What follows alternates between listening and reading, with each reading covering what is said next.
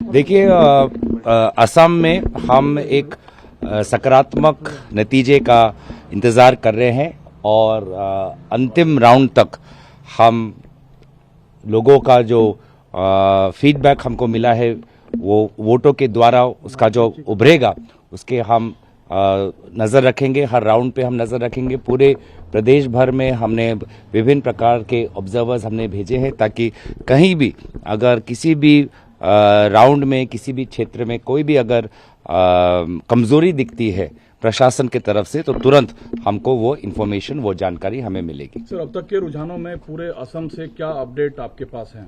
देखिए, अभी पहला राउंड ही हुआ है, इसलिए जहां तक सुबह की बात करें कि स्ट्रांग रूम से जाते काउंटिंग सेंटर तक ले जाते वक्त हमने सारे जो हमारे पार्टी के लोग हैं उनसे हमने जानकारी ली कि क्या ट्रांसपोर्टेशन में कोई कमी तो नहीं रही। हमारे मॉनिटरिंग सेंटर्स हमने हर विधानसभा में, हर जिला में, हर प्रदेश में भी, हमारे प्रदेश के सेंट्रल में भी हमने मॉनिटरिंग सेंटर्स बनाए हैं। क्या मॉनिटरिंग सेंटर्स हमारे अप एंड रनिंग हैं, क्या वहाँ पे लोग हैं, वो भी हम जानकारी ले रहे हैं। तो हमारी पार्टी की तरफ से जो तैयारी है स्ट्रांग रूम से काउंटिंग सेंटर तक और मॉनिटरिंग सेंटर के संपर्क में, वहां तक हमारी पार्टी की तैयारी संतोषजनक है। अगले कुछ घंटों तक सर आपका क्या फॉलोअप रहने वाला, क्या रूटीन? देखिए, हम तो अभी पूरे प्रदेश से भी हम जानकारी लेंगे, खुद का भी विधानसभा है वहाँ से भी हम जानकारी लेंगे। कहीं अगर कोई कंप्लेंट आई है किसी कैंडिडेट के द्वारा या किसी विधानसभा में तो उस पर भी हमारे केंद्र में जो बैठे हुए हमारी टीम है, जो AICC की भी टीम है, वहाँ से भी वो तुरंत इलेक्शन कमीशन के साथ संपर्क में रहे। इस प्रकार के पूरे दिन तक हमारा ये तैयारी रहेगी। AICC ने कई जगह कंप्लेंट्स करी, इलेक्शन कमीशन में कोऑपरेट नहीं कर रहा है, क्या यहाँ कोई ऐसी कंप्लेंट आप लोग को अभी तक?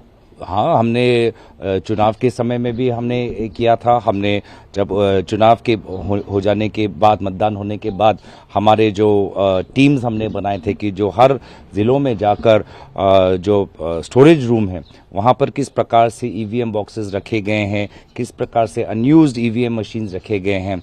और हमने गए तो कई जगह हमको देखा कि अनयूज्ड EVMs को बिना ताला लगाए हुए एक कमरे में उसको बंद करके रखा हुआ था। तो उस पर भी हमारे लोगों ने वहीं जाकर ऑन द स्पॉट प्रशासन को दोबारा उनको कहा गया कि रूम को सील करे, लेकिन ऐसी नौबत आनी नहीं चाहिए। हमारे जो CLP लीडर है उन्होंने भी देखा है कि कहाँ अनयूज्ड EVMs हो या स्ट्रांग रूम में जिस प्रकार की CCTV की मॉनिटरिंग हो, उन्होंने भी इंडिविजुअल ऐसे कुछ केसेस उन्होंने निकाले हैं। तो कैंपेन से लेके वोटिंग तक, वोटिंग से लेके स्टोरेज रूम में रखे गए EVMs तक कहीं कहीं जगह प्रशासन के रूप में कहीं तो हमने ढील देखी है। But you are satisfied with what is happening today, the process of election commission? Well, today, right now, we are in terms of the counting.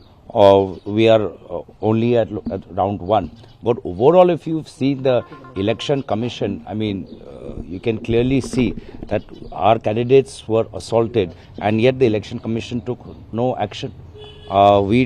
We spoke of various officers who were acting as almost as agents of the BJP government, and yet no action was taken against them. So when you have this kind of environment, I think that does not look good upon the election commission, and that is why the reputation of the election commission is where it is today. Sir, what distinguishes your connect with Jorhat voters than your opponent? As we have seen that you and Hitendranath Goswami both are from Jorhat. So ऐसा क्या difference है कि लोग आपको vote करेंगे और उनको नहीं? ऐसा क्या इश्यूज है? देखिए, आपका एज रहेगा? अब तो देखिए, वोट मांगने का समय तो खत्म हो गया है।